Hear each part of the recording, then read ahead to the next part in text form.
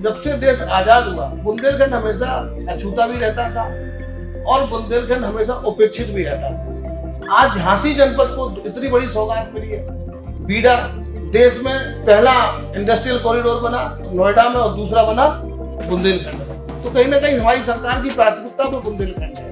कार्यक्रम लगातार चल रहा है। संवाद के कार्यक्रम में हमारे बीच हैं बबीना के विधायक राजीव सिंह पारीछा जी, और जो लगातार विधानसभा से चुने जा रहे बबीना क्षेत्र से और कई बार बड़ी चर्चाओं में भी रहते, सो एक आध चर्चा को भी जिक्र हल्को फुल्को वाली के बाद कछु बुंदेलियो बुंदेलखंड की बात। भाई साहब जो है बबीना क्षेत्र से आप लगातार चुने जा रहे हैं, तो बबीना क्षेत्र में जी प्रकार से ई के पहले की जो परिस्थितियां थी और ई के बाद जब आप आए राजनीति में, आप विधानसभा में जब आप चुने गए दूसरी बार, तो की प्रकार के बड़े बदलाव आप कर पाए क्षेत्र में?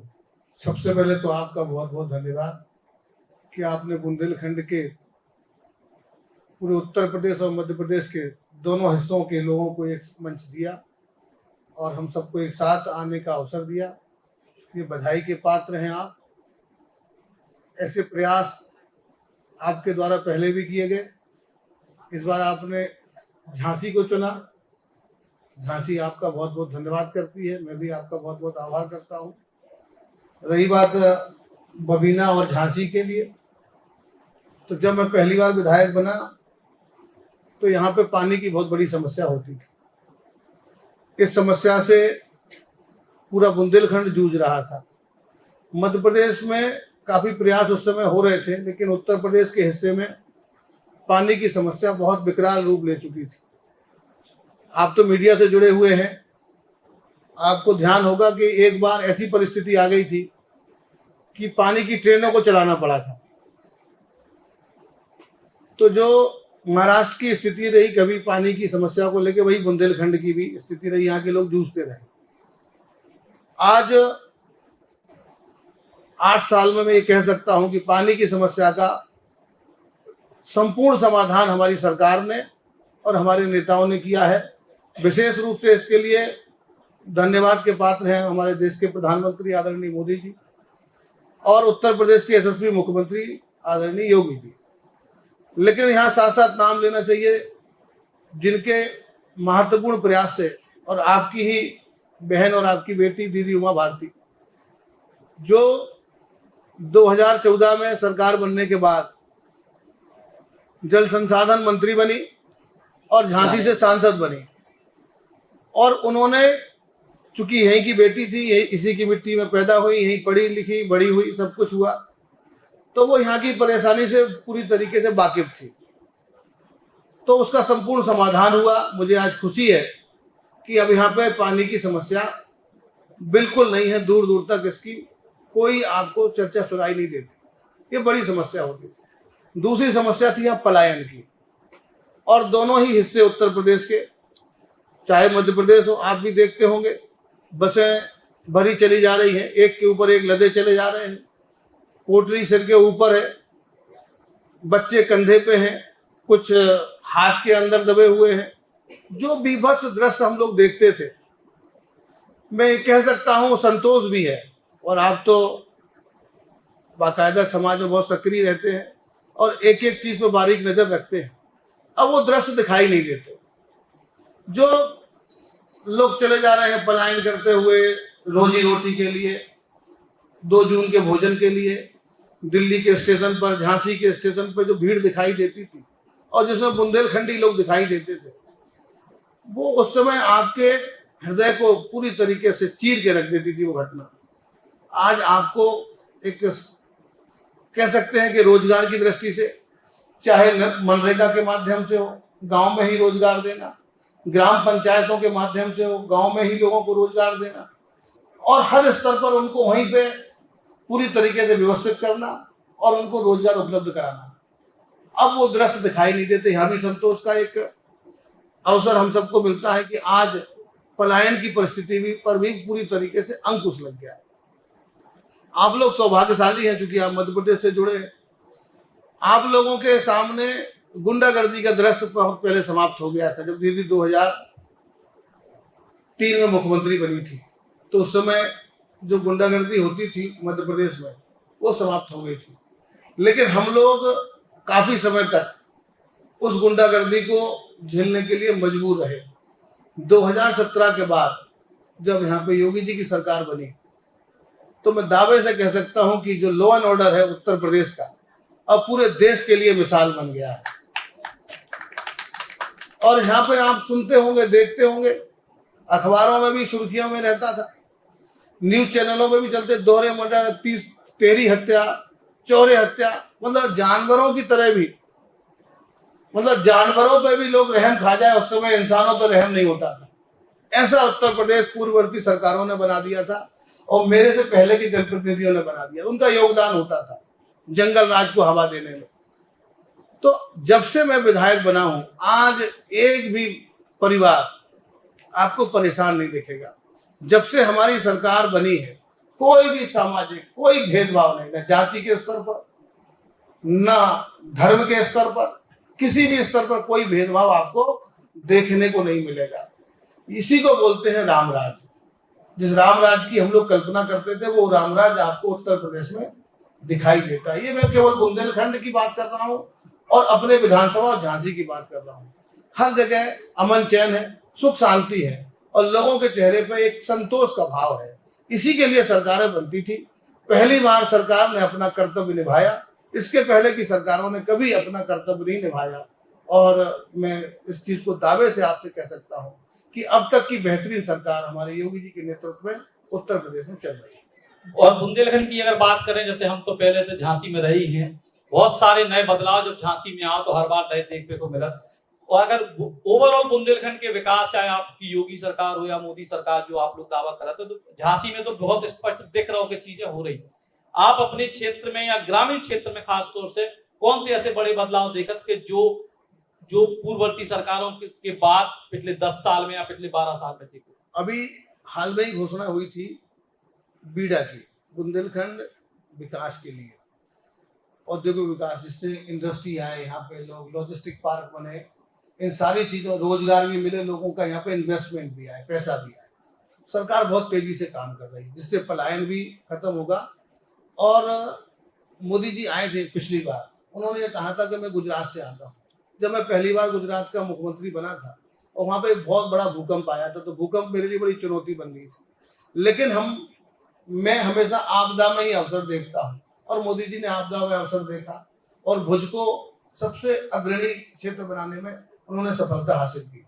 तो उन्होंने कहा कि हाँ, ये बुंदेलखंड में तमाम विषमताएं हैं, यहाँ पे रोजगार की समस्या है और बाकी भी समस्या है। तो बोले, मैं दावे से कहता हूँ कि आगे आने वाली पीढ़ियां याद करेगी, और यहाँ के लोग अब रोजगार के लिए और तरक्की हासिल करने के लिए बाहर नहीं जाएंगे, बल्कि बाहर के लोग अब बुंदेलखंड आएंगे, और वो अवसर आज हमारे हाथ में है। बीडा में लगभग 36,000 हेक्टेयर जमीन सरकार उसको अधिग्रहित कर रही है। लगभग 30% जमीन हम लोगों ने अधिग्रहित कर ली है। बहुत जल्दी जो जिस तरीके से नोएडा का विकास हुआ है, उसी तर्ज पर जो दिल्ली के पास में जो नोएडा है, उसी तरीके से बुंदेलखंड का भी विकास आगामी समय में होने वाला है। और डिफेंस कॉरिडोर भी यहाँ पे आ गया है। तो जो जब से देश आजाद हुआ, बुंदेलखंड हमेशा अछूता भी रहता था और बुंदेलखंड हमेशा उपेक्षित भी रहता था। आज झांसी जनपद को इतनी बड़ी सौगात मिली है। बीडा देश में पहला इंडस्ट्रियल कॉरिडोर बना, वो बना नोएडा में, और दूसरा बना बुंदेलखंड में। तो कहीं ना कहीं हमारी सरकार की प्राथमिकता में बुंदेलखंड है। और आप हर जगह जाइए, पहले आप जब छतरपुर से आते थे या टीकमगढ़ से आते थे, तो झांसी में कितना समय लगता था आपको आने में? आप कह रहे ना, मैं झांसी रहा पहले, कितना समय लगता था आपको? 4 घंटा। वो अब कितना लगता है? 1.5 घंटा। तो 2.5 घंटे किसका बचा? हर आदमी का 2.5 घंटे बच रहा है। तो क्यों बच रहा है? ये हमारी सरकार ने काम किया है। पहले आप रात होते ही भागते थे, क्या जल्दी समझ से निकलो। आप कोई आप परवाह करते हो? 12 बजे तक भी बात करते हो, 2 बजे भी चल देते हो आराम से। तो ये सुरक्षा और डेवलपमेंट, ये दोनों हमारी सरकार के मैनिफेस्टो में है, और दोनों पे हमारी सरकार काम कर रही है। आप हर जगह विकास देखेंगे, सड़कों का विस्तार, पहले छोटी सड़क थी तो उसको बड़ी करते हैं, उसके और बड़ी करते हैं, फिर 2 लेन, फिर 4 लेन, इसी तरीके से हर जगह आप देखेंगे। हर जगह सब स्टेशन देखिए, बिजली की सप्लाई देखिए। पहले बिजली यहाँ पे आती नहीं थी और बिजली यहाँ से जाती नहीं है। तो हर जगह आपको दिखेगा। अभी आपके यहाँ बहुत बड़ा एक केन बेतवा लिंक का भी प्रोजेक्ट स्टार्ट होने वाला है, जो थोड़ी बहुत समस्या बची भी होगी पानी की, वो भी हमेशा के लिए खत्म हो जाएगी। सैकड़ों सालों का समाधान हमारी सरकार कर रही है, तो पहले की सरकारों को भी करना चाहिए था, नहीं किया। वो सारा सौभाग्य हमारी सरकार को मिला, हम लोगों को मिला है, तो आज हम लोग कर रहे हैं। तो जो सौभाग्य मिले, लेकिन कई जात के जब अगर घर में 4 बर्तन हो तो खटपट होते हैं, और भाजपा में तो ऐसा लगा बर्तन ज्यादा हो गए, सीटें भी ज्यादा हो गई, तो जनप्रतिनिधियों की खटपट की खबरें बढ़िया होती यहाँ से जिला में। लेटर की बात आओ तो कहूँ दरोगा के लाने, कहूँ कोर्ट के लाने, भारी खटपट हो। तो ये खटपट को काय हो तो इको का उपाय है? ये लोकतंत्र है, हर आदमी को अपनी बात कहने का अधिकार भी है और कहना भी चाहिए, और यहाँ पे हर आदमी का सम्मान है, हर आदमी को अपनी बात कहने का मौका है। अगर कोई ये कहता है कि मेरे साथ नाइंसाफी हो रही है, तो कोई एक दूसरा व्यक्ति खड़ा है, तो इसमें कोई खटपट वाली बात नहीं है। ये सबको समान अवसर हमारी सरकार में और हमारे सभी जनप्रतिनिधियों के द्वारा दिए जाते हैं। ऐसा किसी के साथ नहीं होता कि नहीं हमारी बात सुनी नहीं गई, हमें किसी ने सुना नहीं, हमें किसी ने जाना नहीं। तो ऐसा इसलिए नहीं है क्योंकि हम सब लोगों का सम्मान करते हैं, और हमारे जितने भी जनप्रतिनिधि सबके लिए उपलब्ध भी है। अपनी बात आदमी कहता है और लोगों की समझ में आता है तो उसके पक्ष में बात भी करता है। खटपट आप लोगों को लगती है, हम लोगों को कोई खटपट नहीं, बहुत मित्रवत संबंध है और बहुत अनुशासन के साथ हम सब लोग काम कर रहे हैं। और जनता को हम लोग जो सरकार की योजनाएं और नीतियां उनकी डिलीवरी देने के लिए हम लोग संकल्पित हैं। वैसे आमतौर पे जैसे तू आपसे मिले अभी बैठे तो लगत के विधायक जी बहुत सरल है, लेकिन कई बार जब कछु ऐसी घटनाएं सामने आती तो उनमें कछु दूसरों पक्ष लगत कि भैया जैसे भोपाल की ट्रेन की घटना आई, फिर एक कोई फोन को विवाद आओ, तो तब विधायक जी हैं कैसे? तो आपके सामने बैठे हैं, जैसे हैं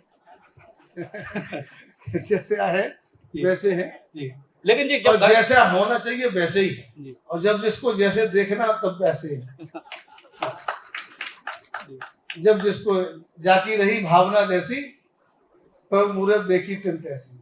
क्योंकि भगवान राम जब समुद्र के पास गए रास्ता मांगने के लिए, वही महाराज जी बहुत अच्छे प्रवचन कर रहे थे, तो 3 दिन हो गए थे उनको, 3 दिन तक रास्ता मांगते गए। जब वो रास्ता नहीं दिया तो भगवान जी, वो तो मर्यादा पुरुषोत्तम थे, हम लोग तो सामान्य व्यक्ति हैं। तो जब कोई आदमी मर्यादा के बाहर जाए तो आपको अपने कर्तव्य का पालन करना चाहिए, बाकी हम लोग सबकी सेवा के लिए हमेशा खड़े हैं।